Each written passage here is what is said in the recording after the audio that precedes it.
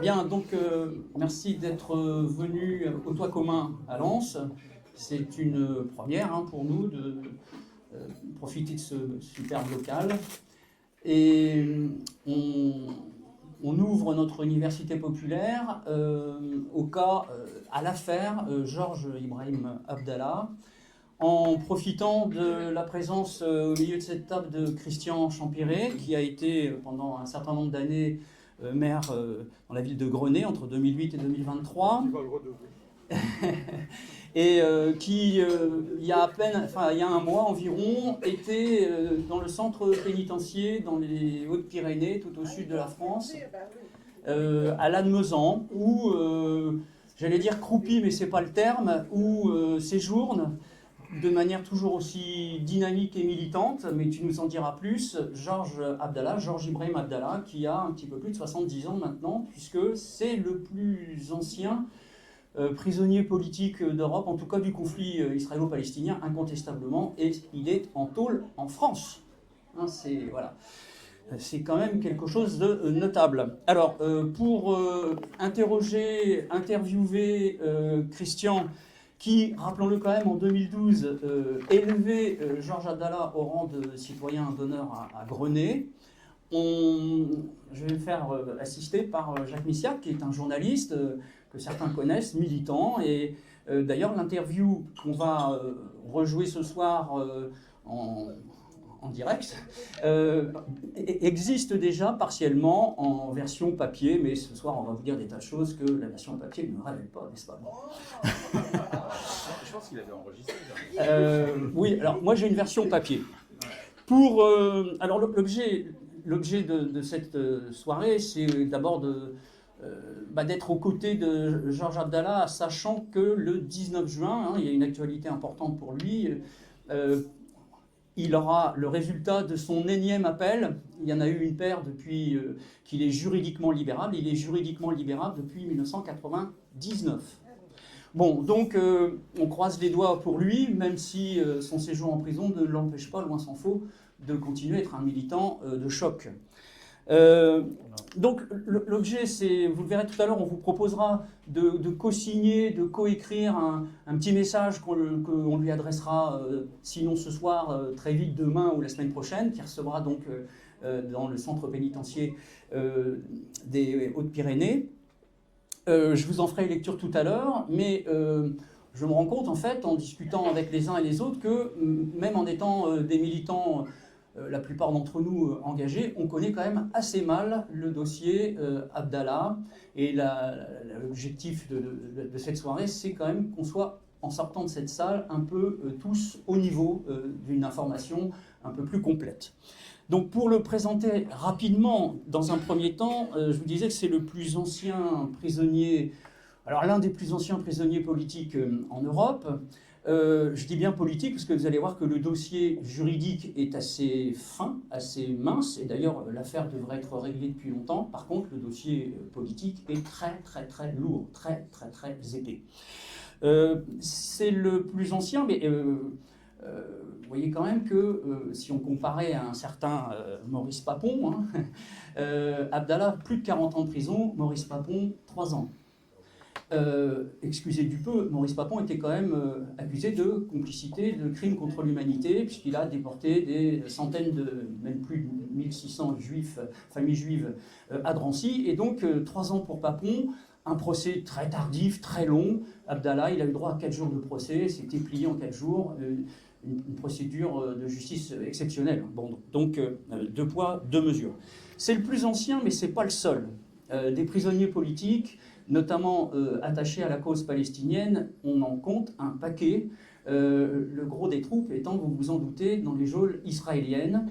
Les chiffres sont vertigineux, si on comptabilise les gens qui ont fait au moins une semaine de prison, alors des Palestiniens, notamment de Cisjordanie, mais depuis 1967, donc la guerre des 6 jours, c'est par centaines de milliers que ça se compte. Donc le plus ancien n'est pas le seul. Pensons par exemple à Marwan Barghouti, qui est en prison. Lui, c'est seulement depuis 2004, si j'ose dire. Donc vous voyez qu'en France, on bat tous les records.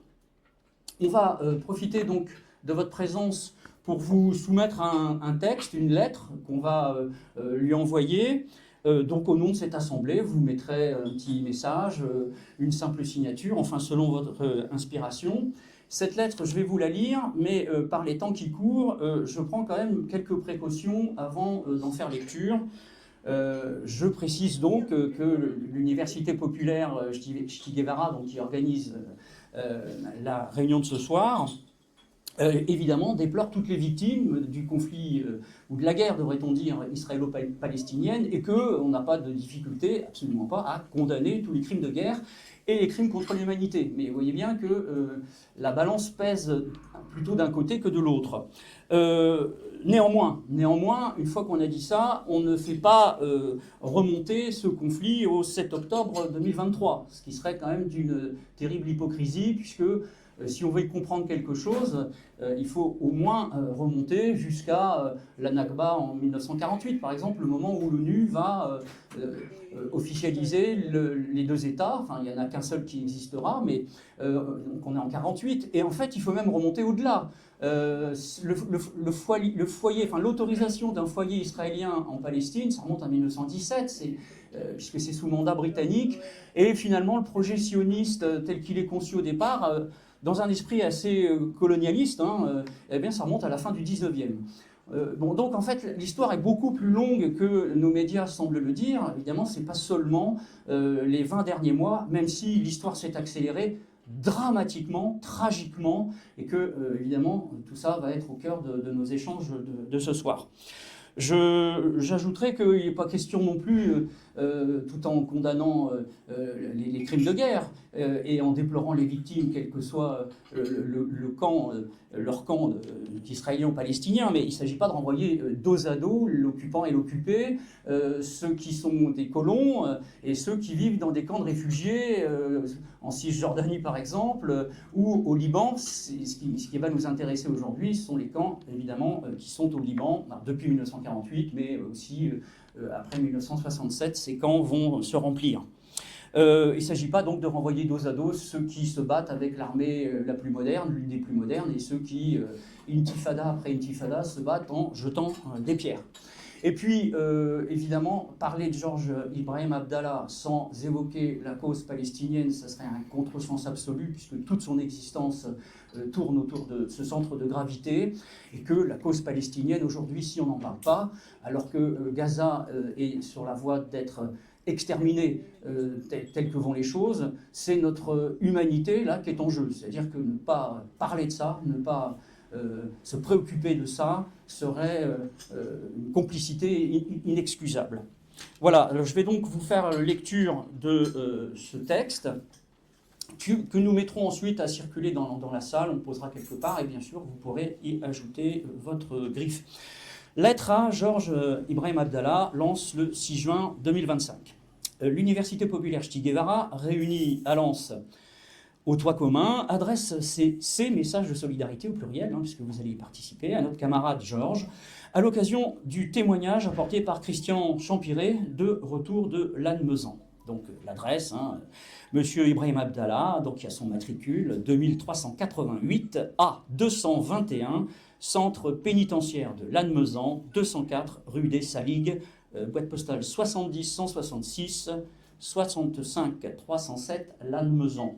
N'hésitez pas à lui écrire, au-delà de ce qu'on va faire ce soir ensemble. Je lis le texte. Donc, en hommage aux victimes palestiniennes d'hier et d'aujourd'hui, mais aussi au vent de liberté qui a inspiré des générations de fédayines, voici ce qu'écrivait Jean Genet, de passage à Beyrouth, en septembre 1982.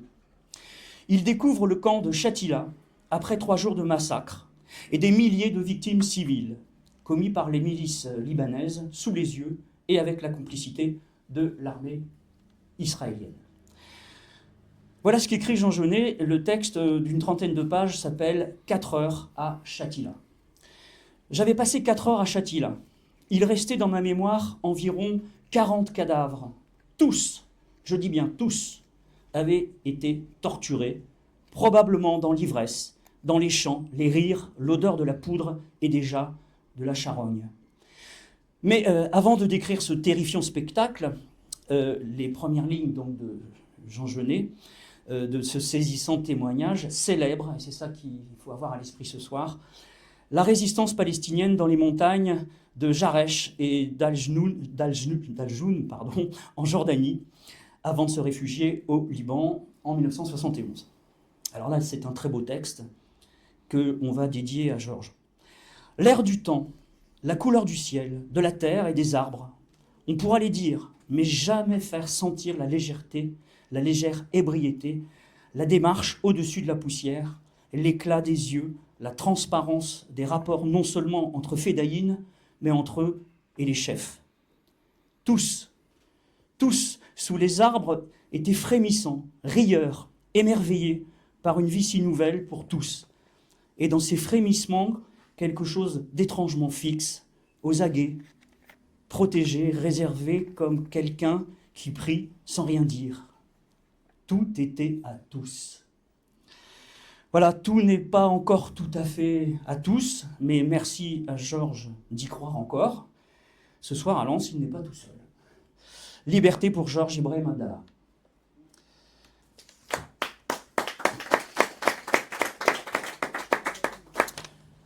Bien, alors avant de passer le micro à mes voisins, je vous présente la séance. Pour comprendre cette affaire Abdallah, c'est Pierre Carl, je crois, qui utilisait ces termes. C'est une affaire d'État en français. Il faut dissocier deux volets, le volet français, et, qui commence en 82 et jusqu'à aujourd'hui, et le volet libanais qui correspond à la décennie des années 70, enfin peut-être de 72 à 82 si on voulait situer un peu les choses. Christian et Jacques vont revenir sur ce volet français et je leur ai demandé de s'intéresser à trois éléments importants pour qu'on ait tous bien les choses en tête. Ça commence, donc évidemment le volet libanais explique pourquoi ce volet français a eu lieu, mais le volet libanais, j'en parlerai juste après. Donc ça commence, l'affaire judiciaire commence en 1982, avec pour nous la nécessité de bien comprendre la différence, devenue inaudible aujourd'hui à cause du discours dominant et du discours des extrêmes droites, mais une différence fondamentale entre le terrorisme et la lutte armée. Parce que si on assimile la lutte armée au terrorisme, on ne comprend rien. Et à ce compte, la lutte armée, c'est Manoukian. Enfin, en France, ils sont au Panthéon. Hein. Et si on télescope les deux, la lutte armée étant un engagement, j'allais dire militaire, sans être sous le drapeau d'une armée officielle, mais il s'agit d'avoir des cibles qui ne sont pas des cibles civiles. C'est le cas d'ailleurs de ce qui s'est passé en 82 avec cette organisation qui s'appelle les FARL, alors Fraction Armée Révolutionnaire Libanaise, fraction au pluriel. Évidemment, Georges Abdallah a un engagement étroit avec ces FARL. Mais en 82, deux assassinats sont signés et revendiqués par les FARL. Il s'agit, alors on commence par nous les présenter comme étant des diplomates, un diplomate israélien, un diplomate américain, et quand on creuse un peu le dossier, de l'aveu même du chef de la DST française de l'époque, il s'agit d'Yves Bonnet, le responsable de la DST à l'époque. Il s'agit très clairement de responsables, ce sont des attachés militaires. L'un est responsable du Mossad, les services secrets israéliens, l'autre de la CIA. Ce n'est pas du tout des civils ou des victimes innocentes, hein, si je puis dire. D'ailleurs, la personne qui tire sur le diplomate, le responsable du Mossad israélien, c'est une femme, donc c'est pas Georges Abdallah. Et le fils de ce diplomate assiste à l'exécution et poursuit cette dame qui a tiré, qui a fait feu. Elle ne le blessera pas. Il y a d'ailleurs une bande dessinée qui reprend cet épisode-là, qui doit s'appeler Dans les oubliettes de la République, hein, qui reprend le dossier, l'affaire Abdallah. Je crois que Pierre Carl a contribué au scénario. Et donc il y a cet épisode-là hein, qui est mis en image. Bon, donc on vous demandera de préciser les choses, parce que si on laisse la parole à l'extrême droite, et aujourd'hui on sait qu'elle a de l'audience, eh bien tous ces gens-là sont des terroristes. Hein, et donc évidemment que honorer leur mémoire, c'est criminel. Non, c'est de la lutte armée. Deuxième élément important pour bien comprendre le dossier français, le volet français, eh bien, c'est le procès de Georges Abdallah qui a lieu en 87. Alors, il est arrêté en 84 à Lyon et son procès aura lieu en 87. Alors, qu'est-ce qu'on lui reproche? Détention de faux papiers, détention d'une arme qui, miraculeusement, s'est retrouvée dans un logement qui était à son nom à Paris un petit peu avant son procès, et cette arme a servi à l'exécution dont je vous parlais tout à l'heure. C'est pas lui qui la tenait, cette arme-là. Donc détention d'armes et complicité de meurtre, peut-on ajouter, mais tout ça ne doit pas donner lieu à 40 ans de détention. Bon. Il se trouve qu'à l'époque, la France, et Paris en particulier, est traversée par des attentats, dont l'attentat du magasin, devant le magasin Tati à Paris, qui va faire des dizaines de victimes. Et le ministre de l'Intérieur de l'époque, Pasqua, et son bras droit, un certain Pandro, ne savent absolument pas, n'ont pas de piste pour savoir qui sont derrière ces attentats. Et donc on se dit, après tout, les frères Abdallah, parce qu'il a 2 frères, ça pourrait faire l'affaire.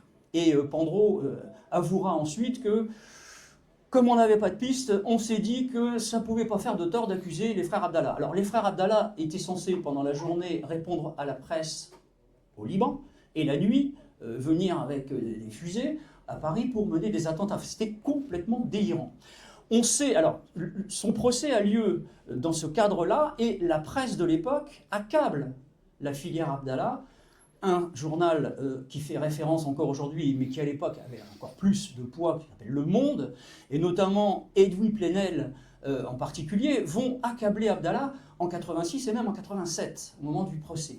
Hein, donc Pierre Carl, là-dessus, essaye de voir comment la presse a joué un rôle majeur dans l'aggravation du cas de Georges Abdallah, puisqu'il va prendre perpétuité. Hein, en 87, en 4 jours, c'est la perpétuité qui lui sera, qui sera décidée pour son sort.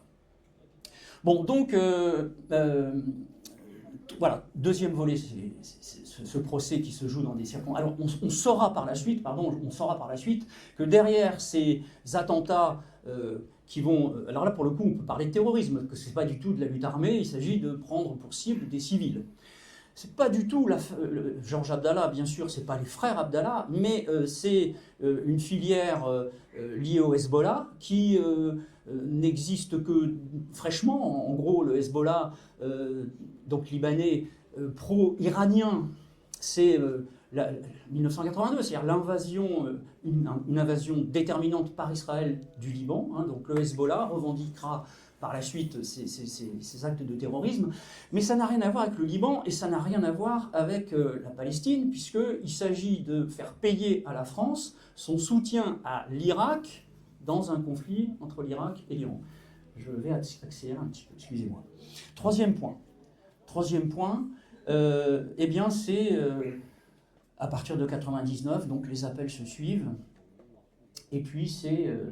la libération, la justice décide de le libérer. Et vous nous en direz plus, hein? Bon, là, je laisse un peu... Si tu nous laisses le micro. Oui, je vais vous laisser le micro. Bon. Alors, il faudrait dire aussi un mot de sa décennie libanaise. Est-ce que vous m'autorisez à en dire un mot? À moins que vous ayez... T'as promis de le dire. Donc, Ah ouais, mais vous avez peut-être envie d'en parler, vous. Bon. Alors, tout ça, j'en ai peut-être déjà dit un peu trop, mais c'est pas grave, la pédagogie élémentaire, c'est de se répéter. Qu'est-ce qui fait qu'il en est arrivé là, Georges Abdallah? Comment on passe d'une vie d'instituteur? En 72, il est instituteur. Au nord du Liban et dans une région très très pauvre. Son frère disait de lui, Georges, c'est une école. Belle expression, je trouve. Donc c'est un homme cultivé, un homme instruit, un intellectuel qui est au contact de la pauvreté la plus totale au Liban. Donc premier élément de sa biographie, il est instite et jusqu'en 79, il continuera ce métier. Bon. Deuxième élément important de sa biographie, ce que je vous dis là, d'ailleurs, on peut le retrouver dans un film qui s'appelle Fedayeen, le combat de Georges Abdallah, qui doit dater de 2020, quelque chose comme ça, et qui est fait en deux parties, la partie libanaise, qui permet de comprendre la partie française. Bon. Donc ensuite, il y a une formation politique qui va se jouer dans les camps, d'ailleurs, dans un camp de réfugiés palestiniens à Tripoli. Alors pas Tripoli en Libye, Tripoli au nord du Liban. Et dans ces camps, il va même devenir responsable du Front populaire de libération de la Palestine. C'est-à-dire une partie de l'OLP, mais la branche marxiste-léniniste. D'ailleurs, ce n'est pas un hasard qu'il soit dans un front populaire. Peut-être tout à l'heure, certains d'entre vous reprendront ça. Mais le projet d'un front populaire contre le fascisme d'extrême droite, on est très clairement dans un projet marxiste-léniniste. Troisième élément de sa biographie, c'est la guerre civile qui éclate en 1975 au Liban, qui va durer 15 ans. Et dans cette guerre civile, il est partie prenante aux côtés des Fedayeen.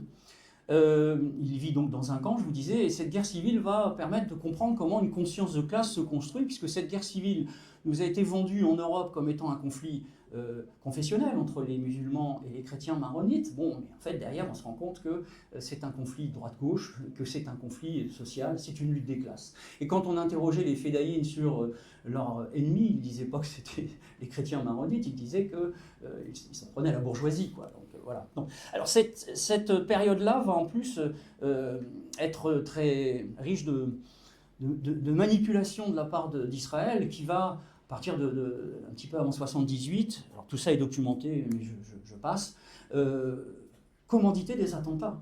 Et là, pour le coup, des attentats terroristes. Et on est dans les camps palestiniens, au Liban. Bon, donc les attentats qui touchent des civils, voilà, si on accuse Georges Abdallah, ceux qui l'accusent ont commis aussi certaines choses, et bien pire. Et puis, dernier point, et après je vous donne la parole, il est blessé en 78, il quittera le Liban comme l'OLP, qui sera chassé du Liban. En 82, l'OLP quittera le Liban pour Tunis. En 71, elle quittait la Jordanie, toujours avec derrière Israël qui tire les ficelles. En 82, elle quitte le Liban. Et à ce moment-là, d'ailleurs, les réfugiés dans les camps se retrouvent bien démunis malgré les promesses de Reagan à l'époque, et le massacre dont je parlais tout à l'heure a lieu quelques semaines, quelques mois après, en septembre 82. Donc vous voyez, quand on a vécu tout ça, on comprend peut-être un peu mieux qu'on en vienne à passer d'une logique du Front populaire, comme en France, le Front populaire de 1936, qui va basculer après 1939 vers de la lutte armée. Il est passé lui aussi d'une logique de Front populaire à une logique de lutte armée. Qu'aurait-on fait à sa place? Probablement, si on en avait eu le courage et la lucidité, la même chose. Bien, voilà, je n'ai été que trop bavard et je vais laisser la parole en donnant le micro rouge à Jacques, et je vais en profiter pour faire un petit branchement pour Christian. Merci à vous. Moi, je voulais simplement préciser, je représente le comité Libérez-les 59-62 et le collectif Bassin Minier pour la libération de Georges Ibrahim Abdallah, qui est un peu une émanation, une antenne Bassin Minier de ce comité Libérez-les, qui a été créé déjà il y a une vingtaine d'années. À l'époque, on manifestait devant la prison de Bapaume pour exiger la libération de Nathalie Ménigon et Joël Aubron, qui étaient incarcérés, ainsi que de militants de l'ETA. Et dans la foulée, on s'est penché un peu, avec l'aide de camarades de Paris qui nous ont sensibilisés au sujet, à la question de Georges Ibrahim Abdallah. Alors, il y a eu pas mal d'actions depuis une vingtaine d'années. Il y a eu notamment l'occupation, une intervention au Louvre-Lens, lorsque le musée a déployé le tableau de la liberté guide le peuple, qui est de la Croix. Il y a eu des déploiements de banderoles au beffroi d'Arras. Il y a eu des manifestations devant le commissariat de Bruay-la-Buissière, etc.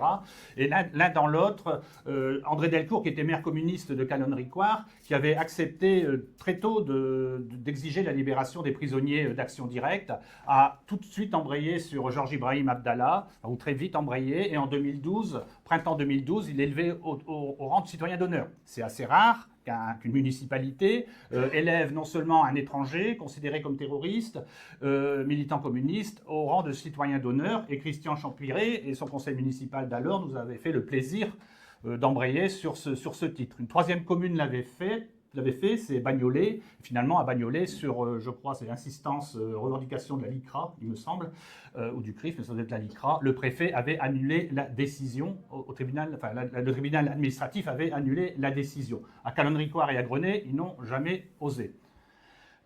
Tout ça pour dire donc, que c'est une affaire quand même qui date depuis, on est sur le terrain depuis une vingtaine d'années sur le sujet. Pour peut-être, en 3 points simplement, résumer en quoi c'est un scandale d'État. Et ça, c'est une expression employée par Jacques Vergès, qui était son avocat et qui avait été reçu à Calonne-Ricoire en juin 2012. 3 choses. Il est arrêté, comme le disait Jean-François, en février 1984 pour détention de faux papiers, donc un faux passeport, c'est-à-dire un passeport légal qui a été établi par les autorités algériennes avec un faux nom, et également des armes qui ont été retrouvées dans un logement. Pour ça, en juillet 1986, il écope de 4 ans de prison. 4 ans de prison, alors qu'il pouvait, la peine maximum c'était 5, il écope de 4 ans de prison. Entre-temps, en 1985, les FARC, pour procéder à un échange avec Georges Ibrahim Abdallah, prennent en otage le fils de l'écrivain Gilles Perrault. Perrol, qui est attaché culturel à Tripoli, pas Tripoli en Libye, mais au Liban. L'échange doit se faire.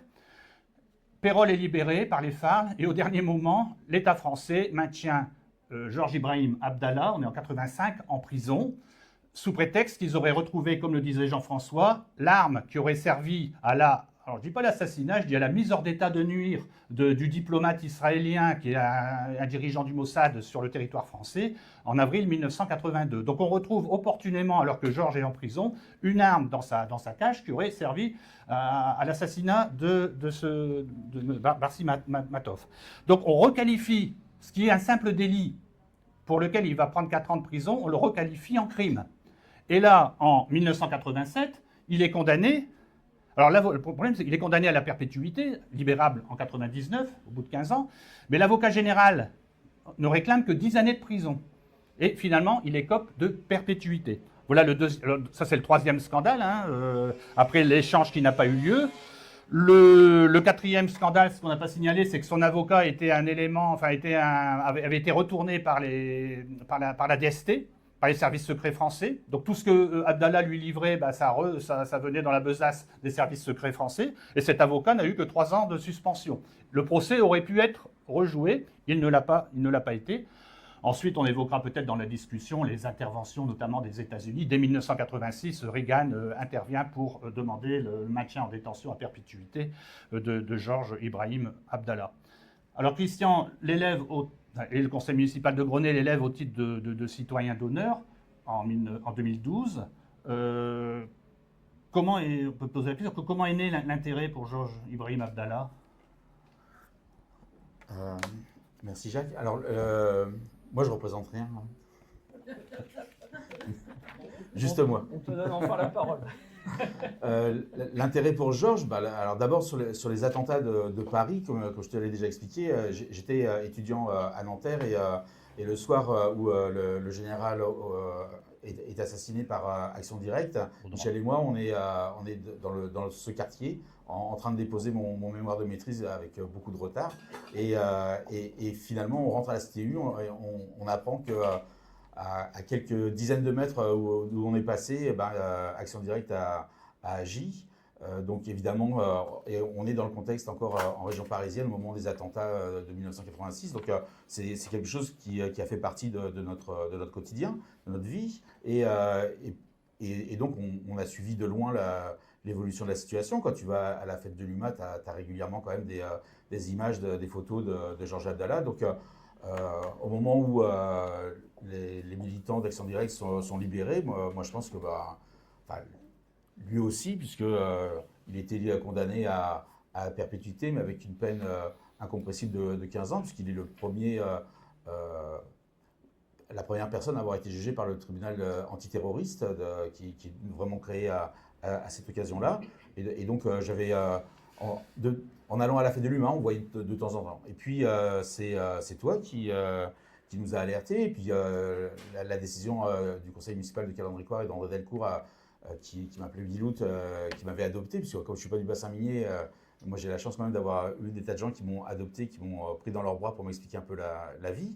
Et donc, on se renseigne, on discute, on t'a rencontré, on a rencontré d'autres camarades, et l'idée est assez évidente, en effet, d'en faire un citoyen d'honneur. Et en effet, on a eu la chance, aussi bien à Calandricourt qu'à Grenay, que le préfet ne saisisse pas le tribunal administratif, puisque ça a été une délibération municipale qui est passée, qui a été votée, adoptée. Donc il a 2 mois pour faire appel de cette décision.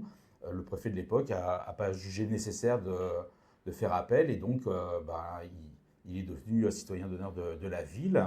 Et en 2020, quand Pierre Carl vient en février pour présenter justement Fedaïn, on décide de faire une grande plaque en l'honneur de Georges Abdallah qu'on installe au Square de l'Amitié à Grenay, avec un long courrier de Georges qui retrace son parcours, et puis des photos et des choses comme ça. Donc évidemment, le Front National interpelle le sous-préfet. On est en plein dans la campagne des élections municipales, en février 2020, et il demande le retrait de cette plaque. Donc le sous-préfet m'interpelle, je fais un gentil courrier en lui mettant la photocopie de la délibération de juin 2012, comme quoi Georges est citoyen d'honneur de la ville, et qu'il est légitime qu'une ville explique à ses habitants qui est citoyen d'honneur de la ville, et que, comme on le fait pour plein de personnages de noms de rue, et ben là on a décidé de faire une plaque. Alors on n'avait pas changé le nom du Square de l'Amitié, on avait juste mis cette plaque qui est là depuis 5 ans et qui n'a pas été vandalisée.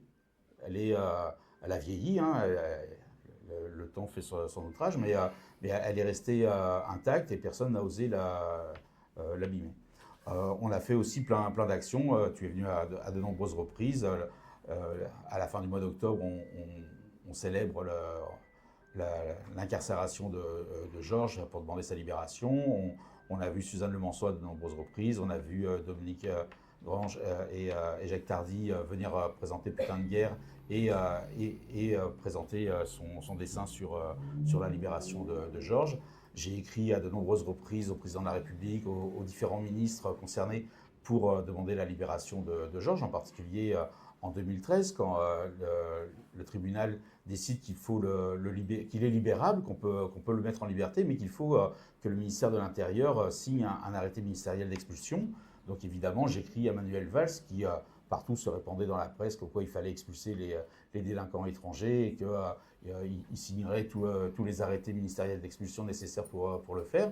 Et donc je lui ai écrit, j'ai écrit au président Hollande, j'ai écrit à Christiane Taubira, qui était ministre de la Justice à l'époque, pour leur demander de faire le nécessaire. Et puis Manuel Valls n'a pas trouvé son stylo ou n'a pas trouvé l'arrêté en question, et donc il n'a pas signé. Et finalement, donc Georges est resté en prison, ce qu'il a décidé à ne plus faire appel de décision, puisque déjà en 2004, la justice avait, en première instance, s'était prononcée pour sa libération, et finalement, l'appel de Dominique Perben, ministre de la Justice de l'époque, du parquet, avait abouti à ce qu'il ne soit pas libéré. Et donc là, il était là des différentes procédures qu'il avait entamées, qui n'aboutissaient pas. Il a fallu attendre 2023 pour qu'il, sous le conseil de son avocat, qu'il relance une demande de libération qui a été validée à l'automne 2024. Mais le parquet a fait appel, et les parties civiles, les États-Unis, ont fait appel de cette décision. Et donc le 20 février, il devait normalement passer il devait y avoir la décision de l'appel, et je l'ai eu au téléphone, donc il m'a expliqué la situation. En fait, l'avion était prêt, toute son expulsion était prévue, le cheminement depuis la prison de l'Almezan jusqu'à l'aéroport, le fait qu'il ne passerait pas par l'aérogare, mais tout était prévu entre l'avocat et puis le préfet et la police. Et puis Emmanuel Macron a décidé d'aller voir qui vous savez à Washington, et du coup il n'a pas été libéré. On l'a expliqué qu'il n'avait pas remboursé les victimes, et puis qu'il y avait un problème avec la conditionnelle, puisque lorsqu'on est condamné comme ça à une longue peine, quand on est libéré, on est toujours libéré de façon conditionnelle. Sauf qu'on ne peut pas être en conditionnel en France et expulsé au Liban en même temps. C'est incompatible, il faut choisir. Et que le droit français, la loi française est mal faite puisqu'elle ne prévoit pas, et de ce fait, elle est discriminatoire, puisqu'elle suppose que si vous êtes français, vous pouvez être en conditionnel et donc vous pouvez être libéré de cette manière-là. Mais si vous êtes étranger et expulsé, vous ne pouvez pas avoir de probation et du coup, vous ne pouvez pas être sorti de prison. Donc la juge a beaucoup insisté, a donné beaucoup d'éléments dans sa décision pour motiver sa décision sur le fait qu'on ne pouvait pas demander à un étranger d'être en période probatoire et être expulsé en même temps. Et que comme la décision c'était de l'expulser, que le Liban était demandeur pour l'accueillir, et on ne pouvait pas lui opposer l'impossibilité de l'approbation. Comment l'idée d'aller le voir t'est venue et comment ça se déroule pour aller voir un prisonnier politique? J'espère qu'on aura pu l'opportunité de le faire et qu'il sortira après le 19 juin. Mais comment ça se passe et dans quel état d'esprit l'as-tu trouvé? Alors, l'idée. Donc, pendant longtemps, c'est Suzanne Lemanceau, qui était une camarade de Paris, qui allait tous les mois le rencontrer et qui nous portait des nouvelles. Et donc, on s'est jamais posé la question de savoir si on pouvait aller le visiter en prison, puisqu'il y avait déjà un certain nombre de camarades qui allaient régulièrement, on avait des nouvelles. Moi, je lui ai écrit à plusieurs reprises. Il m'a répondu tout le temps, et en particulier en fin d'année, j'avais toujours une carte de vœux à lire à la population de Grenay lors des vœux municipaux. Et donc, je ne m'étais jamais renseigné sur le fait de pouvoir aller le voir. Et puis, malheureusement, Suzanne est décédée en août dernier, et on est allé à Paris pour lui rendre hommage à l'automne. Il y avait Stéphane qui était présent. Et je ne sais pas, Stéphane, si c'est toi ou si c'est d'autres camarades qui ont eu l'idée de me dire ça serait bien que tu ailles le voir, puisque comme Suzanne ne peut plus y aller, il serait content de te voir. Moi, j'étais fort honoré et fort embêté, parce que comment on fait pour aller voir un prisonnier, comment ça se passe et tout. Et donc finalement, je me suis renseigné, j'ai écrit à la prison de Lannemezan, j'ai rempli les différents documents, sauf que l'administration française a 3 mois pour répondre. Et donc comme je lui suis pris qu'au mois de décembre, avant les vacances de Noël, ils ont gentiment mis mon dossier sous la pile, puisque il y avait la décision qui devait être prise en février. Alors, je sais que la décision a été mise sous la pile parce que le début mars, j'ai reçu un appel du commissariat de Liévin. Et donc, il y avait un OPJ qui est au bout du fil qui me dit il faut que je vous rencontre maintenant, puisqu'on m'a demandé de traiter votre dossier. Je l'ai depuis le 15 janvier. Mais on m'a dit d'attendre. Donc, comme c'est un bon fonctionnaire de police, il a attendu. Et puis, le 20 février, c'est passé ce qui s'est passé. Il n'a pas été libéré. Et donc là, on lui a dit, ses chefs lui ont dit, non, maintenant, il faut faire le nécessaire, il faut rencontrer pour une enquête de moralité. Donc, je suis allé tout de suite au commissariat de Liévin. J'ai été interrogé, donc il connaissait très bien la situation, il savait qu'il était citoyen d'honneur de la ville, il savait tout ce qui s'était passé à propos de la place du square Abdallah. Il me connaissait, il savait même tous mes défauts et mes qualités, en particulier ma situation compliquée avec l'actuel maire de Grenay.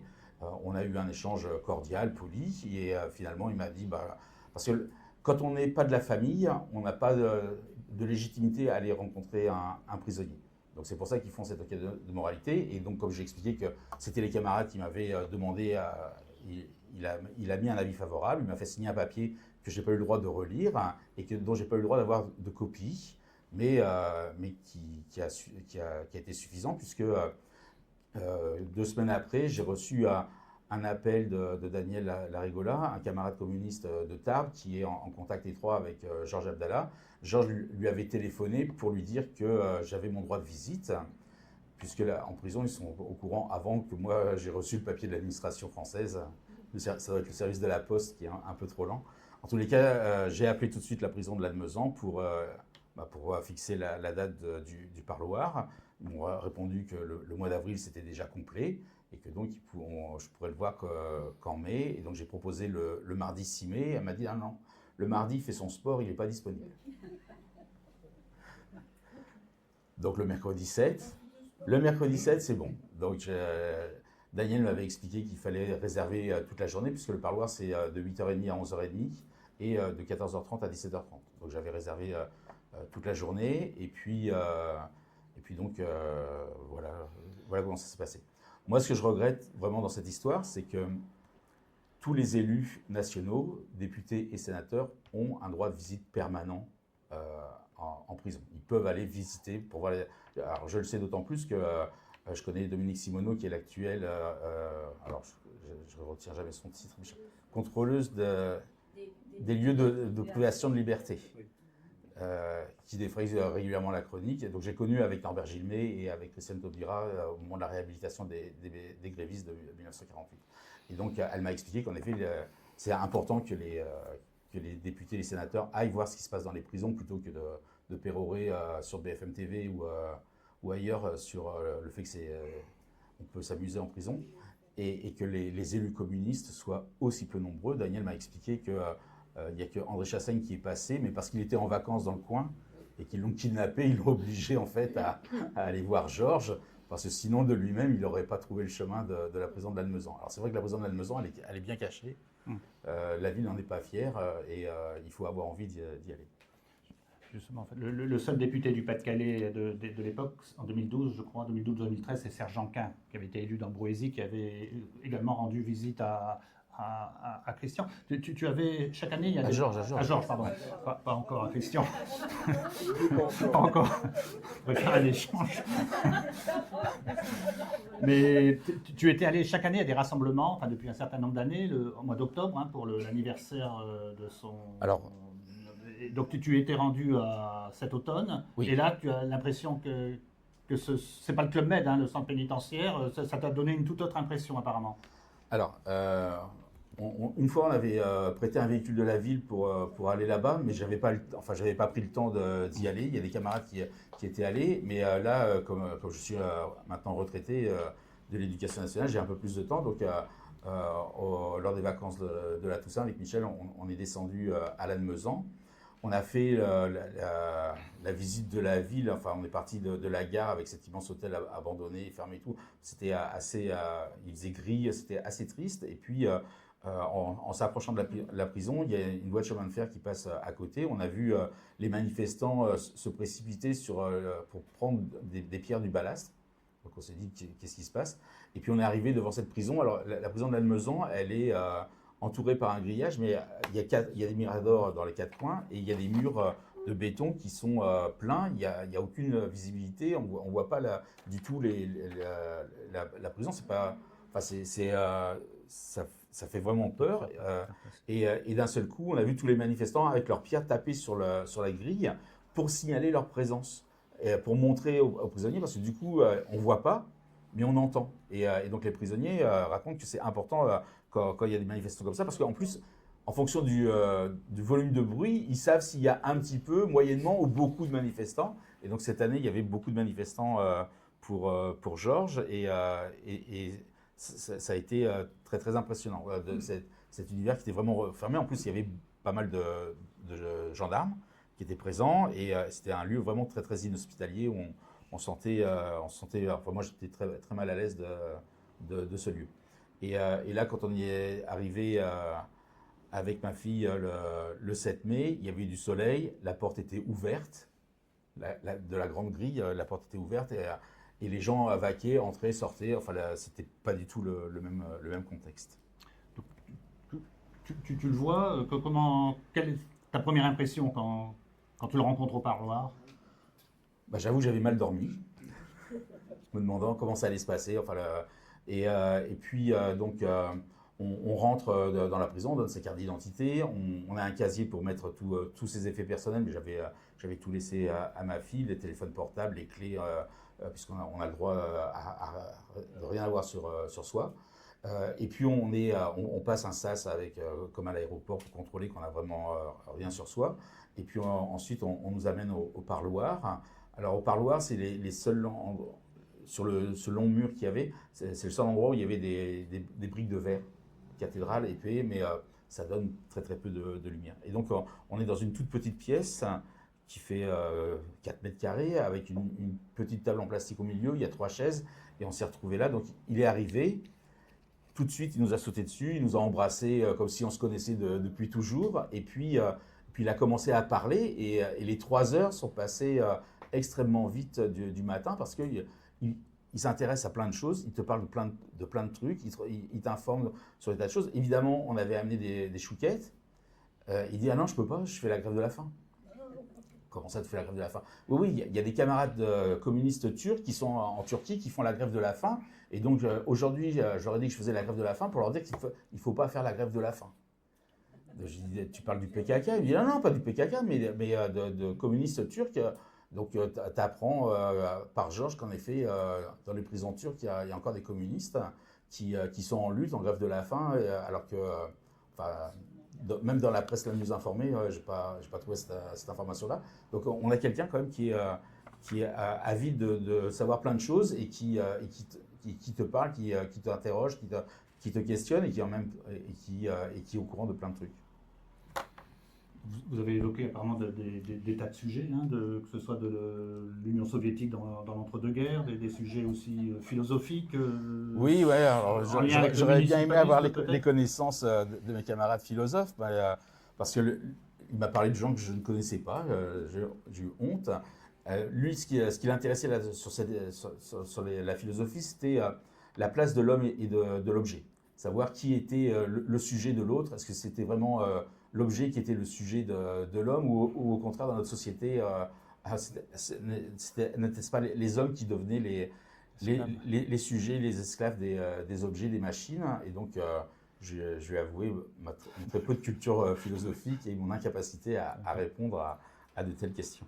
Tu n'avais pas préparé. Non, comment il envisage la date du 19 juin? Donc la Cour d'appel va se prononcer le 19 juin sur sa demande de libération conditionnelle. Alors, pour lui, la juge a bien préparé le dossier. C'est-à-dire que les arguments qu'elle a développés d'un point de vue juridique sont incontournables. Je l'ai expliqué pour l'approbation. De la même façon, pour le fait qu'il ne rembourse pas les victimes, il ne peut plus travailler, il a plus de 70 ans, il n'a pas d'argent, il ne peut pas demander de l'aide, on ne peut pas envoyer de l'argent, faire des dons, parce qu'une amende de justice, c'est à payer par la personne et pas par un comité de soutien. Donc lui, il a mis 4 000 € de côté et il n'a pas plus pour pouvoir rembourser les familles. Et donc, elle a bien développé cet aspect-là aussi dans ses conclusions sur le fait qu'on ne pouvait pas lui demander, puisque c'était l'un des sujets de la décision de février, du fait qu'il n'avait pas remboursé les victimes, mais il est dans l'incapacité de le faire. Donc d'un point de vue juridique, lui, il est content du travail qui a été fait, même si il lui a fait la leçon à la juge, puisqu'elle lui a dit quand même, votre procès, vous vous êtes pas défendu, on vous a accusé d'être un terroriste, tout ça, il dit non, j'ai fait ma déclaration politique, mais je n'avais pas à me défendre. Pourquoi voulez-vous que j'ai à me défendre sur le fait de savoir si je suis un terroriste ou pas? C'est bien la justice française qui a condamné Manoukian en 1944 et de l'a condamné pour terrorisme. Et aujourd'hui, vous l'avez mis au Panthéon. Et donc, s'il y a quelqu'un qui doit définir ou pas ce qu'est un terroriste, c'est vous, c'est pas moi. Elle dit, bah, d'accord, mais quand même, votre avocat, il vous a trahi. Il dit, oui, mais c'est une tâche qui est sur vous. C'est vous, justice française, qui avez accepté qu'un avocat ne respecte pas son serment, trahisse son client et qui acceptait le jugement quand même. C'est vous, justice, qui êtes en tort. C'est pas moi qui suis responsable de ça. J'ai pas à me défendre de ça. C'est vous qui êtes marqué par l'opprobre de cette décision. Et donc, il a trouvé qu'elle avait une belle écoute et qu'elle avait particulièrement bien argumenté. Et donc, pour lui, le 19 juin, la décision de justice, elle est acquise, il doit être libéré.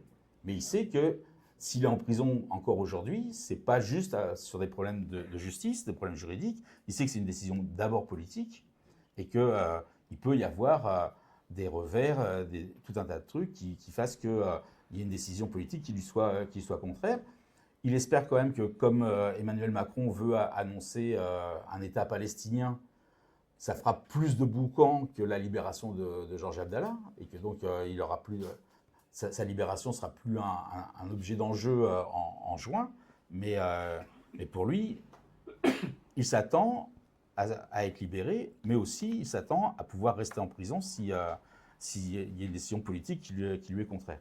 Et il me dit, moi, de toute façon, j'ai 74 ans, mais je suis en bonne santé. Et peu m'importe de savoir si je suis libéré ou si je reste en prison. Alors là, quand il te dit ça, c'est compliqué à entendre. Donc, je lui ai demandé de m'expliquer. Il me dit, bah, si je suis libéré, il n'y a pas de souci, je pars au Liban, je pars à Beyrouth, je t'invite avec ta famille à venir avec moi, on fera la fête et tout. Puis en même temps, tant que tu seras avec moi, je sais qu'Israël ne me tuera pas. Moi, je suis moins confiant. Quand on voit ce qui s'est passé cette nuit à Beyrouth, je suis moins confiant. Michel encore moins. Elle n'est pas spécialement volontaire pour m'accompagner. Il me dit, par contre, si je reste en prison, ça sera la preuve que c'est une décision politique. Et je sais que vous, à l'extérieur, vous allez dénoncer encore plus fortement cette décision politique. Et donc, ça sera utile pour les Palestiniens, ça sera utile pour les Libanais, puisque quand vous manifestez, quand vous réunissez, quand vous manifestez, il ne faut pas imaginer, mais c'est su au Liban, c'est su en Palestine, et ça mobilise les populations libanaises et ça mobilise les populations palestiniennes, parce que si en France ou ailleurs dans le monde, on se mobilise pour défendre Georges Abdallah et la Palestine, évidemment qu'il faut en faire 10 fois plus quand on est libanais ou palestinien. Donc pour moi, le combat ne s'arrêtera pas et je serai aussi utile en prison pour montrer à quel point il y a du cynisme et une politique qui est défavorable à la Palestine. Peut-être avant, Jean-François, peut-être de céder donner la parole au public. Vous avez évoqué aussi, pour peut-être y revenir, le rôle. Vous avez échangé sur ce que doit être le rôle d'un parti communiste et des intellectuels communistes. Alors, c'est venu de façon de traverse. À Lannemezan, il y a une centaine de prisonniers de longue durée. C'est des longues peines. Et donc, on a parlé de ses conditions d'incarcération. Il a sa chambre, sa cellule individuelle. Il se lève tous les matins à 4h30 parce qu'il ne dort pas beaucoup la nuit. Et donc, il fait son petit café. Ensuite, il prend le temps de faire son courrier, les réponses à toutes les lettres. Et donc, il vous répondra, il n'y a pas de souci. Et puis il me dit, t'as vu, ce matin, il n'y avait que 3 parloirs, et cet après-midi, il n'y a que 4 parloirs. Sur les 3 parloirs donc, du matin, il y avait nous, et puis il y avait 2 familles espagnoles, basques, qui étaient là pour des prisonniers de l'ETA. Et l'après-midi, il y avait en plus une visiteuse de prison qui était venue rencontrer un détenu. Il me dit, c'est important que les prisonniers aient des relations avec le monde extérieur, et que les militants communistes devraient se charger de faire des parloirs de prison pour rencontrer les gens, parce que l'isolement est la pire des choses. On a des gens qui, depuis 10 ans, ne rencontrent personne, ne savent pas bien lire, ne savent pas écrire, et du coup perdent tout lien social et toute relation. Donc c'est important pour les longues peines, mais c'est encore plus important pour les courtes peines, parce que dans les courtes peines, ils sont souvent en surpopulation carcérale, à plusieurs dans la même cellule. Et si tu es isolé, si tu n'as pas un petit peu de sous pour payer le café aux autres, si les autres se rendent compte que tu n'as personne autour de toi, tu te retrouves l'esclave de la bande. Et tu te retrouves à devoir nettoyer, être de corvée, dormir par terre. Et c'est les autres qui profitent. Et donc, il faut que les militants communistes investissent les prisons pour rencontrer les prisonniers et se rendre compte de leur situation. C'est comme ça qu'il a abordé. Donc ça, c'était sur les prisons. Après, sur les intellectuels, il me dit qu'il ne comprend pas pourquoi ils sont aussi silencieux. Alors après, on a cherché quels pouvaient être les intellectuels communistes de renom. Donc si vous avez des pistes, envoyez-lui les noms. Parce que un parti communiste n'a de sens que si, évidemment, il promeut le changement de la société, mais s'il a des valeurs à défendre et qu'il arrive à faire comprendre et à faire partager les valeurs communistes, et ça doit être l'expression des intellectuels pour lui, et il trouve qu'on ne peut pas simplement céder à l'électoralisme, c'est important d'avoir des élus, c'est important d'avoir une présence dans les villes, mais il faut aussi avoir un parti d'avant-garde qui mène le combat idéologique pour montrer à quel point le capitalisme mène le monde à sa perte. Bon, comme intellectuel de renom, on en a quand même un en face de nous, mais il n'est plus au PCF. Tu parlais des actuels de renom du PCF. Par contre, oui, alors je voulais quand même rassurer, ou rassure-nous, il est encore communiste, Georges, parce on a vu, dans le livre, Saïd Bouamama parle de notes, de fausses notes, il y a une dizaine d'années, qui avaient été réalisées par la DST, comme quoi il s'était converti à l'islam. Là, on était en plein attentat, Bataclan, etc. Donc c'était encore une façon de charger le personnage. Il est communiste, oui. Internationaliste, anti-impérialiste. Tout à fait. Enfin, là-dessus, il n'y a aucun souci. Pour lui, c'est le combat de sa vie. Et il m'a expliqué qu'il reprochait au Parti communiste libanais d'avoir cédé à la tentation de la paix en 1990 et d'avoir rendu les armes. Et de ce fait, d'avoir laissé le champ libre à ce qu'il appelle le Parti de Dieu, qu'en France on appelle le Hezbollah. Parce que ça les a laissés seuls comme opposants réels à Israël et que du coup, ça a complexifié encore plus la situation au Liban et que lui, il espère, s'il est libéré, pouvoir reprendre la tâche avec...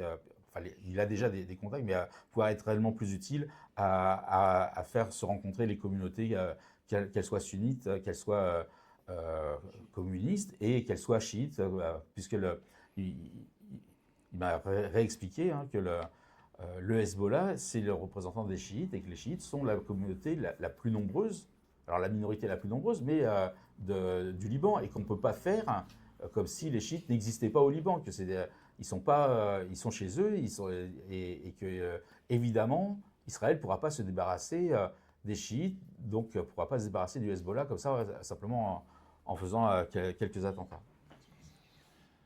Je sais pas, on peut peut-être laisser la parole. Ce que tu en penses, Jean-François, peut-être préciser avant que j'oublie.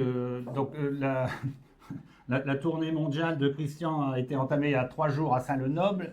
Elle se poursuit aujourd'hui. Elle va se poursuivre à Canonnerie-Coire et faire failli le 10 juin. Le mardi prochain, oui. Voilà. Et donc, il répond, j'espère pas parler pour lui, mais il répond à toutes les sollicitations. Toutes les sollicitations seraient les bienvenues. Jean-François, je te... C'est dangereux de leur donner le micro. Bien, donc écoutez, on a... il ne faut pas que j'oublie de prendre ce truc. Voilà, on se partage un micro à 2. Donc, on va faire circuler la parole. Il va y avoir donc ce micro rouge. Ça, c'est pour la prise de son. Ah, t'en as un autre. OK. Et puis ce micro-là. Et puis, je me permets de commencer moi-même par poser une question sur son analyse relative à la situation actuelle. Alors, en particulier la situation à Gaza actuelle, parce que, je me doute bien que le récit, le narratif des droites tel qu'on l'entend en France et tel qu'il est repris par Netanyahou lui-même, à savoir qu'Israël doit être soutenu par l'Occident et la civilisation judéo-chrétienne, puisqu'il serait en quelque sorte à l'avant-poste d'une lutte contre le terrorisme.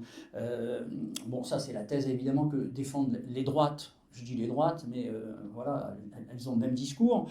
Bon, évidemment, ce narratif-là, j'imagine, n'est pas le sien, mais à gauche, on a quand même un petit souci aussi pour penser les choses.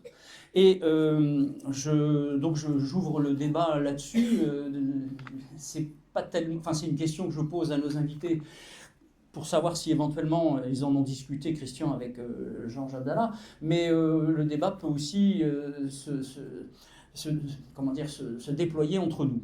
Au fond, le discours dominant de la gauche en France, c'est un petit peu le discours du double standard, du 2 poids 2 mesures, consistant à dire, en Israël, par rapport à la question palestinienne,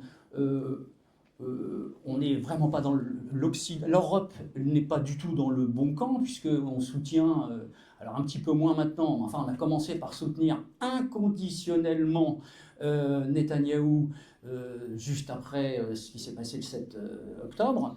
Et donc là, on n'est pas dans le bon camp, puisqu'on défend l'impérialisme israélien, on défend le colon, l'envahisseur, et on n'est pas capable de faire valoir le droit international. C'est même honteux et les valeurs universalistes dont on est censé être les porteurs.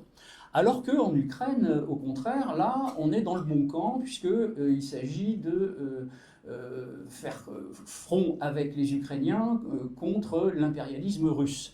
J'en veux pour preuve un historien qu'on a beaucoup entendu ces derniers jours dans nos médias, puisqu'il rentre de Gaza, et de manière assez brillante, il s'agit de Jean-Pierre Filiou, il rentre de Gaza, et il était un mois à Gaza, fin 2024, début 2025.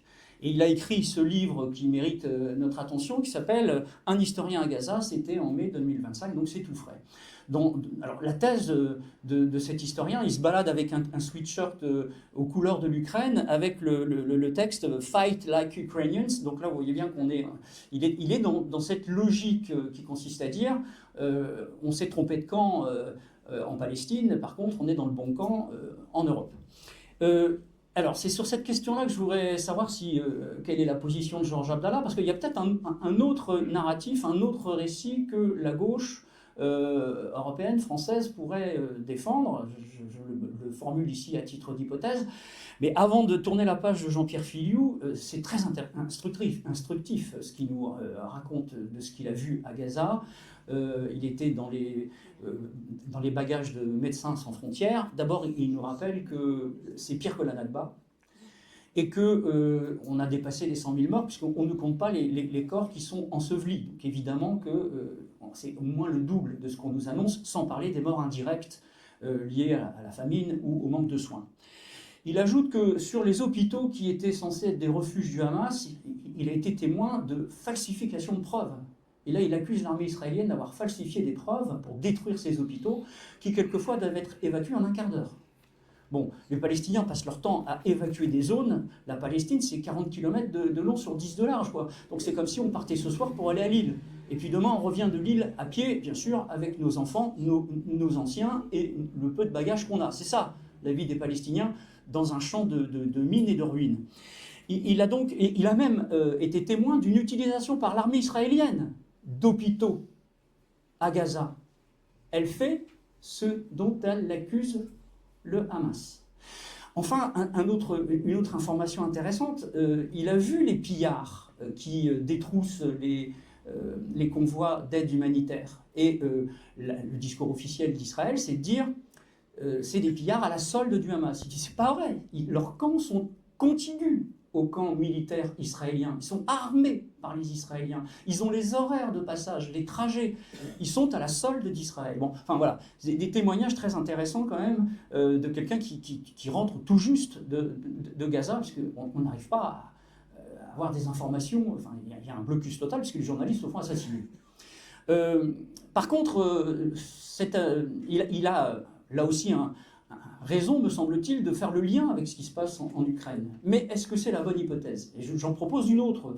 Est-ce que donc on serait dans le deux poids deux mesures, ce que j'entends régulièrement dans la gauche française, ou est-ce que finalement ce qui se passe à Gaza et ce qui se passe ailleurs dans le monde, bien sûr en Ukraine, mais pas que, ne seraient pas les deux face d'une même médaille, les deux visages d'un même impérialisme qui est chimiquement pur en Palestine, donc évidemment que là, il agit à visage complètement découvert et agit de manière plus sournoise par révolution orange interposée, par OTAN interposée ailleurs. Voilà, donc la question qui mériterait peut-être quand même d'être réexaminée au sein de la gauche pacifiste française et européenne. Je vais donc faire circuler le micro. Alors la première des choses, c'est quand même qu'il faut remercier l'université populaire Che Guevara, bien nommée, et tout particulièrement Jacques et surtout Christian, qui fait preuve d'un grand courage politique dans cette affaire-là, car c'est pas du tout évident quand on est un élu de prendre position pour quelqu'un qui est en prison, surtout que il y a encore constamment toute cette campagne permanente qui criminalise toute forme de résistance en la traitant de terroriste.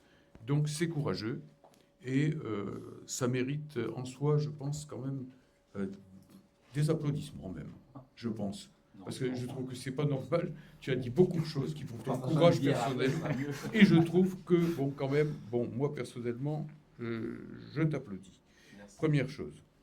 Deuxième chose, effectivement, je voulais dire que on est devant le cas Abdallah, comme on est devant le cas Mumia Abu Jamal, par exemple, aux États-Unis, comme on est devant le cas Marwan Barghouti dans les prisons israéliennes, comme on est devant le cas de Léonard Peltier, encore aux États-Unis, c'est-à-dire oui, il est sorti pour finir, mais il est resté je ne sais combien de dizaines, 30 ans en prison, quoi, au moins quelque chose comme ça. Presque 50 ans. Presque 50 ans. C'est un défenseur de la cause des Amérindiens.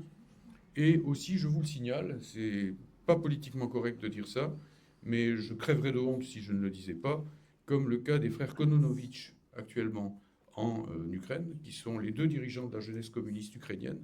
Jeunesse communiste ukrainienne qui a été interdite dès le début du conflit et dont les militants ont été persécutés, envoyés en prison, torturés, etc., sont sortis récemment, mais dès qu'ils ont mis les pieds dans la rue, ils ont été envoyés au front avec l'idée que s'ils pouvaient se faire tuer par les Russes, ça serait une excellente chose, et que si ce n'est pas le cas par les Russes, ça sera le cas par ceux qui leur tireront dans le dos. Donc, ouvrons un peu les yeux, là, militants de la gauche, ici présents, parce que ces situations-là, elles sont présentes absolument partout. Il n'y a pas d'un côté les gentils, bien sympathiques, etc., que vous présentent les médias, et puis d'un autre côté les méchants, avec ce côté binaire qui est celui de France Info, de France Culture, de France Inter, etc. J'en crève d'entendre les gens qui interviennent sur France Inter et qui commencent par dire « Je félicite France Inter pour la qualité de ses émissions » et qui ensuite récitent la messe derrière ce qui vient d'être dit par Nicolas Demorand ou par Léa Salamé. Je crois quand même qu'ici, il y a une honte énorme du côté, non pas seulement des intellectuels, mais de ceux qu'on appelle les journalistes dans ce pays. Pour une grande partie d'entre eux, ils ne sont pas tous du même tonneau, je l'espère, mais ceux qui ont des positions rigoureuses ne passent pas tellement dans les médias. Alors la deuxième chose que je voulais dire, c'est qu'effectivement, eh bien oui, bon, il y a une espèce de bizarrerie. J'interpelle aussi les militants ici présents pour qu'on en discute en toute tranquillité, en toute sérénité, parce que, bon, ben voilà, beaucoup d'entre eux se mobilisent pour la Palestine, et ils ont bien raison, et il faut le faire beaucoup plus encore, pour la simple raison que ce qui se passe à Gaza, c'est ce qui s'est passé à Guernica avant la Deuxième Guerre mondiale, et qui a annoncé les massacres de la Seconde Guerre mondiale. Ceux qui ont laissé faire Guernica à l'époque, ce sont ceux qui aujourd'hui laissent faire Gaza, ce qui va se traduire par un massacre global pour finir. Et d'une façon plus générale, je crois quand même aussi que, comme Jean-François l'a indiqué à l'instant, il y a quand même ici quelque chose d'extraordinaire, avoir les mêmes qui vous disent il faut absolument bouger cet impérialisme américain qui étrangle le peuple palestinien par Israël interposé. Très bien, bravo, il faut le faire 10 000 fois plus, mais qui, d'un autre côté, eh ben, lorsqu'il s'agit de l'Europe, se confie à l'OTAN et donc à l'impérialisme américain pour libérer le monde de la tutelle des BRICS, en réalité. Regardez un peu les choses en face, regardons les choses en face. C'est le même front qui sinue de façon différente selon les pays, mais avec toujours un même adversaire. La dernière chose que je voulais dire, c'est que si jamais donc Georges Abdallah était bel et bien libéré le 19 juin, il faut se préparer à faire plus que la fête, mais derrière la fête, à se mobiliser pour le peuple palestinien. Voilà, parce que c'est ce qu'il veut. Ce n'est pas sa situation personnelle, mais comme Mumia Abu Jamal, comme Peltier, comme Marwan Barghouti, comme les frères Kononovitch, tous ces gens-là ne se défendent eux-mêmes que pour défendre les autres. Voilà. Donc, au sujet de la guerre en Ukraine, pour Georges, c'est juste le capitalisme qui fait la guerre au capitalisme.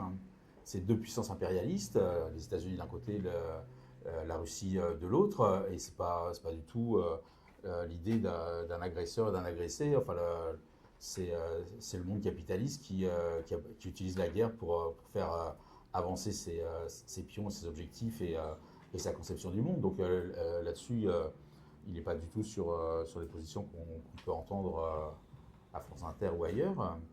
Sur la situation de la Palestine, il est comme l'essentiel de la communauté internationale sur le fait qu'il ne peut y avoir qu'un seul État.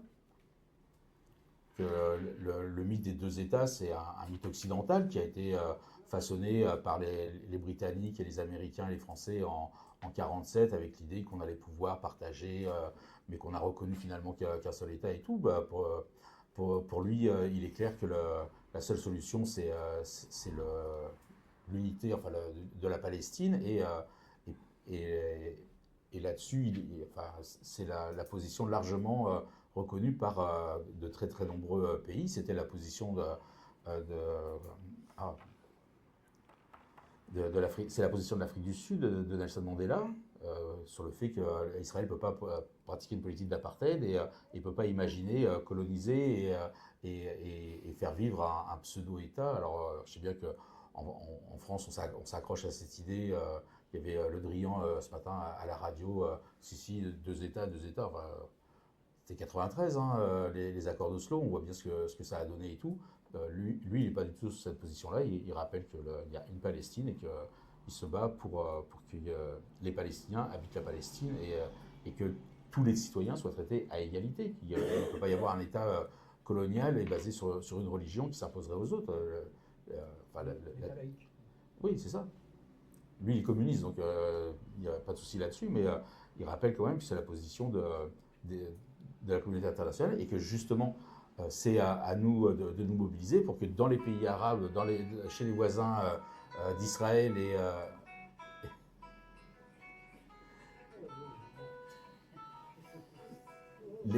les populations soient conscientes de ça et se mobilisent elles aussi pour soutenir la situation des Palestiniens. Donc je ne sais pas si ça répond à ta question, mais il ne se met pas dans le cadre de notre gauche, ce que j'ai aussi essayé de défendre pendant longtemps sur le fait qu'il fallait deux États, mais la situation actuelle, c'est qu'il y a un seul État, c'est Israël, qui va du Jourdain jusqu'à la Méditerranée et qui contrôle l'entièreté du territoire. On voit bien que le camp de Jénine, ils l'ont vidé, ils l'ont rasé comme ils ont voulu, enfin, alors que c'est en Cisjordanie, que là, ce qu'ils font à Gaza, c'est de l'extermination de la population. En effet, comme tu le dis, on dit aux gens d'aller à droite, à gauche. La taille de Gaza, c'est l'arrondissement de Lens. Sauf qu'à l'arrondissement de Lens, il y a 240 000 habitants. À Gaza, il y a 2 200 000 habitants. C'est comme si on était 10 fois plus nombreux sur le même territoire. C'est de ça dont il est question. Donc, en effet, ça n'a pas de sens. Donc, pour lui, il n'est pas du tout dans cette logique en effet, l'État d'Israël n'a pas de légitimité et c'est la Palestine qui doit être l'État qui rassemble tous ceux qui veulent vivre en Palestine, quelle que soit leur confession.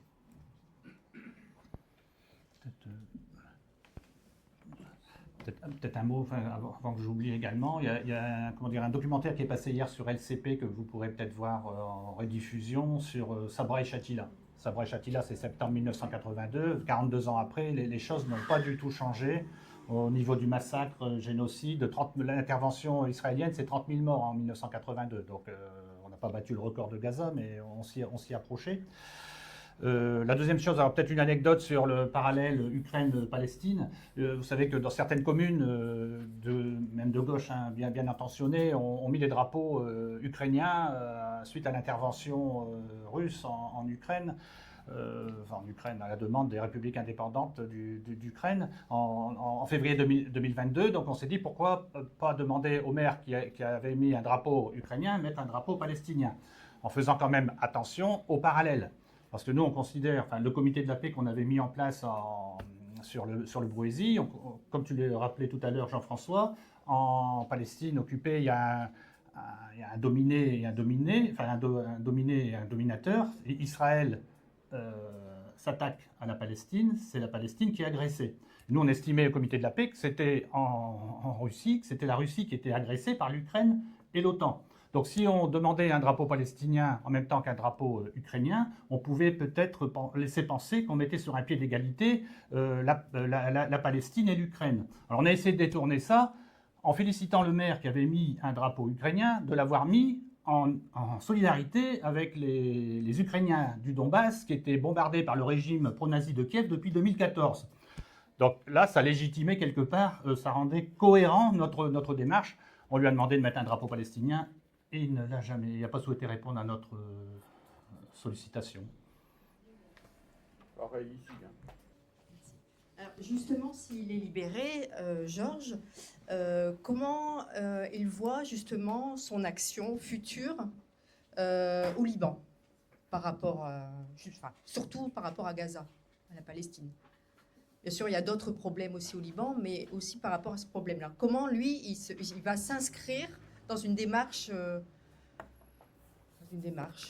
d'action? 6 heures de discussion, on a parlé de tout un tas de choses, mais il ne se voit pas, enfin il m'a pas dit qu'il allait agir sur la Palestine. Enfin, c'est aux Palestiniens d'abord d'agir sur la Palestine, et lui il est en soutien des actions, mais il ne se voit pas intervenir sur la Palestine. Par contre, sur le Liban, qui est son pays, là oui, il se voit jouer un rôle d'intermédiaire, de mise en relation des différentes communautés pour rappeler quand même que l'intérêt qu'elles ont à travailler ensemble face à un ennemi commun qui est Israël, qui joue la division, et face au monde occidental qui joue les communautés les unes contre les autres. Donc là oui, il se voit jouer un rôle au Liban, et c'est d'ailleurs pour ça, enfin il sait aussi que ça peut être de courte durée si le régime israélien décide de l'éliminer, mais lui il m'a expliqué qu'il avait encore aujourd'hui, alors qu'il est en prison, des relations avec la communauté sunnite, comme avec le Parti de Dieu, donc la communauté chiite, et il ne m'a pas parlé de relations avec, par contre avec les chrétiens ou les druzes, mais et évidemment avec sa famille et avec la communauté, avec ce qui reste de communistes au Liban, et donc il se voit jouer un rôle parce qu'il a une grande réputation, une grande renommée, hein, au Liban. Il est connu, sa situation est connue, il est attendu, il est réclamé. À chaque fois qu'un ministre libanais vient en France, il passe par Lannemezan. Alors que les députés communistes n'ont pas les horaires de train pour y aller. Les ministres libanais viennent, les ambassadeurs du Liban en France passent à Lannemezan, et il est attendu. Le président de la République, qui, comme vous le savez, au Liban est forcément un chrétien, soutient la demande de rapatriement, de retour de Georges Abdallah, quel que soit le président, même le nouveau, qui est pas spécial. Enfin, ça ne l'a pas transcendé, mais il a quand même dit que le Liban était toujours favorable au retour d'Abdallah dans son pays. Donc il se voit jouer un rôle au Liban, mais pas directement à Gaza ou en Palestine, parce que pour lui, il pense que c'est d'abord aux Palestiniens de s'organiser pour la Palestine. Je ne sais pas si j'ai répondu à ta question. Justement, parce que tu évoquais à Saint-Lenoble un peu son appréhension d'un retour au Liban, pas tellement du fait des risques qu'il soit assassiné par le Mossad, hein, parce qu'on est sûr que tu seras là pour le protéger, mais au niveau 40 ans de prison, il est complètement déconnecté des réalités. Il parlait d'une certaine anecdote avec sa sœur, etc. Ouais. C'est quelqu'un, comme je l'ai expliqué, qui est au courant de tout ce qui se passe actuellement, qui a une très grande connaissance du monde, et qui en même temps me dit « je m'inquiète du monde que je vais trouver », alors qu'il a l'ordinateur, qu'il a la télévision, qu'il voit la réalité. Et il me dit, par exemple, ma sœur, je l'ai quittée, elle avait 18 ans. Je suis en relation téléphonique régulièrement avec elle et avec ses enfants qui ont 25 ans, mais pour moi, ma sœur, elle a 18 ans. Comment je vais faire? Comment je vais me retrouver? Dans quel monde je vais me retrouver en rencontrant les gens que je n'ai pas vus depuis 40 ans, et comment je vais m'intégrer dans ce monde qui a tant changé, et quelle est ma place. Il m'a parlé aussi des amis qu'il perd, puisque en 40 ans de prison, malheureusement, il a perdu un grand nombre d'amis. Il me dit, les 3 premiers jours, je suis complètement dévasté, je ne sors pas de ma cellule, je trouve ça tellement injuste et tout. Et puis il me dit, après, ça passe, parce que je peux les convoquer comme je veux. Comme je suis enfermé en prison, que la personne soit vivante ou qu'elle soit malheureusement décédée, je peux prendre mon petit déjeuner avec elle. Je peux convoquer Suzanne Lemanceau pour prendre le café avec moi, le partager, et on discute. Et du coup, ça me pèse moins. Mais il me dit que quand je vais sortir, ça ne sera pas pareil. Donc il est inquiet de ça. Au niveau politique, et comment il pourra faire valoir un certain nombre d'idées, de réflexions, mais en tout cas, je pense que c'est essentiel qu'il sorte parce que je suis persuadé que, malgré qu'il soit enfermé, il a suivi tous les processus.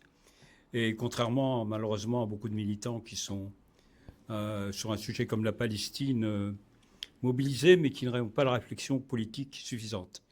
Je signale un truc qui est important parce qu'on parlait de Georges intervenant pour le Liban et ne s'occupant pas obligatoirement de ce qui peut se passer en Palestine, au niveau d'intervention.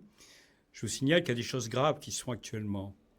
Par exemple, dernièrement, Abbas, qui était le représentant de l'autorité palestinienne, vous savez, qui est ceux qui ont géré tranquillement la période antérieure au 7 octobre, qui ont laissé faire tout et n'importe quoi, a rencontré le président libanais.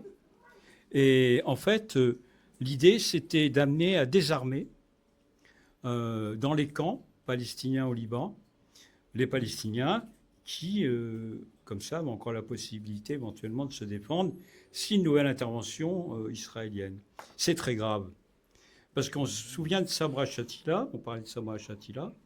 Si demain, les Palestiniens qui sont réfugiés au Liban n'ont même plus les moyens de se défendre, on leur prend les armes, que l'Hezbollah est désarmé, c'est une tragédie à venir.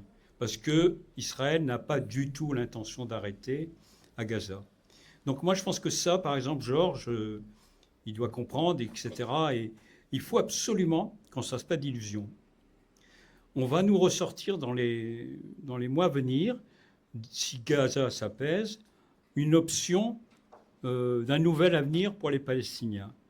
En fait, j'ai bien peur que ce soit la continuation de ce qu'il y avait avant le 7 octobre. On va donner la gestion du conflit palestinien à ceux qui ne le mériteront pas et qui ne le méritent pas. On va essayer de désarmer effectivement ceux qu'on considère comme pas de notre camp, qui sont le Hamas, etc., le djihad islamique. Il ne faut pas oublier que dans la résistance actuellement, et la résistance armée, y compris par l'action du 7 octobre, il n'y avait pas que le Hamas. Il y avait des militants de toutes les structures liées au mouvement palestinien, ceux qui sont dans la résistance armée. Et ça, il ne faut pas l'oublier. Déjà en 2014, on ne voulait pas l'entendre. Et donc le Hamas, c'est le Hamas. Ce n'est pas mon histoire politique. Moi, dans les années 70, j'étais pour l'FPLP et je continue d'être pour la gauche palestinienne. Mais il faut reconnaître qu'aujourd'hui, on fait avec ce qui permet de continuer la résistance. Bien sûr, on peut regretter, comme Georges a fait, ses compagnons ou d'autres, mener des actions armées contre les responsables directs, c'est-à-dire les représentants politiques de l'ennemi, et non pas contre des populations dites civiles. Ceux qui sont entrés dans les prisons dernièrement en Israël, vous n'avez pas de dossier, tu sais très bien, vous en parler. C'est l'histoire de ce qui se passe en Israël, c'est unique dans le monde. Cette détention administrative. On arrête des gens, on les met en prison sans jugement, sans qu'ils puissent accéder à leur dossier, sans avocat. Et on continue de les mettre en prison avec un renouvellement tous les 6 mois. Tu refais 6 mois, tu refais 6 mois, et il n'y a jamais de procès, il n'y a rien. Et ça, c'est unique, moi je pense unique, pratiquement unique dans le monde. Mais comme c'est Israël, c'est Israël. Et ici, pourquoi ça se passe si mal Parce qu'on a le droit de le dire, qu'on peut parler de lobby. Oui, bien sûr, on a le droit de le dire qu'il y a des représentants d'Israël qui sont hystériquement dans la haine comme ils sont en Israël. On avait un député qui est parti là, qui n'a pas été réélu, des Français de l'étranger, qui ont fait des déclarations extrêmement graves, qui mériteraient des poursuites immédiates. Je vous rappelle que bientôt, la manif, la dernière, le 14 juin, va avoir lieu à Paris. Et ça doit être la manifestation de force, c'est la dernière. Donc je vous incite à voir comment s'organiser. Moi, à Lille, j'essaie de voir, parce qu'il y a des camarades qui disent qu'on peut avoir un bus avec la CGT et tout ça. Pour l'instant, ça n'avance pas. Mais je pense qu'il faudrait y aller. Il faudrait y aller. Il faut être présent. D'accord parce que ça va être le moment de montrer qu'on... Voilà. Moi, je pense que Georges, il peut sortir comme on pensait la dernière fois. Mais j'en suis pas sûr. Moi, j'en suis vraiment pas sûr. On a tellement été chaudés à plusieurs reprises. Hein, pour anecdote, camarade Jacques qui est là et les autres qui étaient là, quand on avait appris qu'il devait sortir et que, voilà, c'était fait, hein, et qu'on était réunis dans un bistrot, là, et les camarades disaient, on va brûler les affiches, parce que c'est on a gagné et tout. Je leur avais dit, attention. Non, on avait raison, hein, j'avais raison. Je vois. Enfin, il y avait une chose que tu avais mentionnée, c'est que Georges, toutes les actions de mobilisation, Georges demandait à ce qu'elles soient signifiées aux autorités libanaises en France, pour qu'ils se bougent un peu plus peut-être, non? C'était pas... C'est ce que j'ai compris? Alors, en France, et puis lui, il relaie, enfin, il y a des relais qui se font au Liban, parce que c'est important de rappeler qu'il faut en effet se mobiliser, parce que la situation au Liban est extrêmement compliquée, et parfois les Palestiniens sont considérés comme ceux qui sont responsables, en effet, de ces troubles et de ces difficultés. Alors, sur Mahmoud Abbas, qui veut jouer le désarmeur des camps palestiniens, évidemment, puisqu'il veut sauver sa peau par rapport à Israël, qui met une pression extrêmement forte et qui a demandé au Liban, et qui exige du Liban, et qui a encore bombardé cette nuit Beyrouth, parce que seule l'armée libanaise devrait être armée et que les autres n'ont pas le droit d'être armés, que donc ni le Hezbollah, ni les Palestiniens ne devraient avoir des armes. La position de Georges, elle est claire, c'est que les partis communistes libanais qui ont accepté de se désarmer ont eu tort. Ils ont eu tort en 1990, et aujourd'hui, il n'est pas question d'abandonner les armes face à un État qui est tout permis, qui peut agresser n'importe qui et aller tuer des gens en Iran ou au Yémen ou à Beyrouth. Donc pour lui, non, il n'y a pas. Mais après, on sait bien que la position de Mahmoud Abbas, c'est d'essayer de jouer le rôle de l'idiot utile qui serait la légitimité du peuple palestinien, mais qui est incapable de défendre le camp de Jénine en Cisjordanie, ou d'empêcher la colonisation en Cisjordanie telle qu'elle a lieu aujourd'hui. Enfin, si on regarde sur la période, c'est catastrophique. Donc c'est pour ça que l'idée des deux États, elle a plus de sens, puisqu'il y a un État qui a réussi à aller du Jourdain à la Méditerranée, et ça, c'est pas le Hamas, c'est Netanyahou qui le fait. Donc là-dessus, il n'y a pas de souci. Après, ce que tu dis sur le Hamas, évidemment que c'est plus facile de voir les militants islamistes qui seraient des terroristes. On parlait de la lutte armée au départ. Évidemment, s'en prendre à des cibles civiles, c'est compliqué. C'est compliqué. C'est ce qui a été reproché aux résistants, hein, l'armée du crime. C'était aussi d'avoir été responsable de l'assassinat de civils, soi-disant, ou de pauvres soldats allemands qui étaient en repos et non pas en train de se battre. Non, mais du coup, c'était des civils. C'était présenté de cette façon-là. Pourquoi c'était non, mais enfin, au pont Césarine, il y a eu combat, mais il y a eu des fois des trains qui ont été déraillés ou des choses qui ont explosé. Et pareil, durant la guerre d'Algérie, on a reproché au FLN d'avoir posé des valises et d'avoir fait exploser dans des bus, dans des cinémas ou des cafés. C'est compliqué. Mais le terme de terrorisme, je t'ai trouvé extrêmement, très philosophe. Il y a le bon et le mauvais terrorisme. Le terrorisme, c'est un terme qui utilise le fort contre le faible. C'est lutte armée et terrorisme. C'est pas la même chose, mais n'empêche que parfois la lutte armée, elle passe par des états de guerre qui sont de toute façon qui aboutissent à des morts, et il peut y avoir des morts civiles même dans la lutte armée. Les camarades nord-irlandais de l'IRA, ils ont été soumis aussi à cette complexité de la lutte et à vouloir être reconnus comme prisonniers politiques, alors que Margaret Thatcher leur a refusé, les a traités de droit commun, alors qu'ils ont tué plus de policiers que de civils. Donc je ne sais pas si j'ai répondu, enfin c'était pas vraiment, t'attendais pas une réponse, mais juste pas... Sur Georges, sur le fait que non, il n'est pas question de se désarmer face à Israël, et que les Palestiniens ont le droit de se battre contre l'envahisseur. Ça, il n'y a pas de souci. Une précision sur ce que disait Stéphane sur l'enjeu du désarmement des combattants palestiniens. Ça renvoie à Sabra et Shatila, hein, parce que c'est quand même il y a eu expulsion vers la Tunisie de Yasser Arafat et des 95% des fédéines, et donc le camp de Sabra et Shatila a été laissé aux civils. Et Israël a laissé les phalanges, a proposé aux phalanges chrétiennes d'extrême droite encadrer. encadrer, à oui, surveiller, et à superviser. à superviser, oui, comme on le voit très bien dans le film. Hein, je vous conseille d'aller jeter un coup d'œil. Ariel Sharon a fait le sale boulot. Ariel Sharon a fait le sale boulot et il a été simplement démis de ses fonctions. Mais alors la différence peut-être avec aujourd'hui, c'est que quelques jours après le massacre, il y avait 500 000 Israéliens dans les rues de Jérusalem pour dénoncer le massacre de Sabra et Shatila. Aujourd'hui, les sociétés israéliennes, je ne sais pas comment elles se situent par rapport au génocide de Gaza. Dernier tour de parole. Alors, d'après certains Israéliens, la société israélienne est moins au courant de ce qui se passe à Gaza que de ce qui se passe en Ukraine. Que les médias israéliens parlent moins de ce qui se passe à Gaza, ils ont moins d'informations, ils ont moins d'accès à des informations. Alors après, c'est difficile à comprendre parce que l'information internationale, elle existe, mais on est dans cette situation-là. Et par rapport à ce que tu disais sur Filiu et sur le fait que l'armée israélienne finance et arme des brigands pour voler c'est sorti aujourd'hui. C'est un ex-ministre israélien qui vient ou hier qui a expliqué la même chose, que les gens qui pillent les convois, c'est pas le Hamas comme on nous fait croire depuis 20 mois, c'est des gens qui sont payés par l'armée israélienne et Netanyahou a reconnu en effet qu'ils organisent le crime. Et on savait que c'était un sale type. Hein. On n'avait pas besoin de... Le mot est faible. Oui, non, mais c'est ça. Mais on a un cynisme complet et en effet, Palestine vaincra.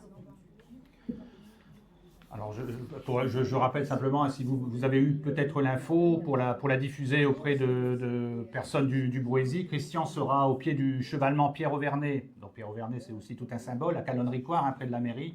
Le 3 pour un point presse. Le 10. Le 10, pardon. Le 3, c'est passé. Ouais, le 10 pour un point presse et à 17h30 dans un bar, le bar de l'enfer, je pense que c'est son nom, pour un point presse et un échange aussi avec les personnes intéressées par le sort d'Abdallah et de la Palestine. Et le 14, je serai à Paris. Le 14 à Paris. Parce que le 13, je suis invité par Jean-Pierre Kuchida pour être au Sénat avec l'Association des communes minières. Et donc je serai à Paris pour manifester. Bien.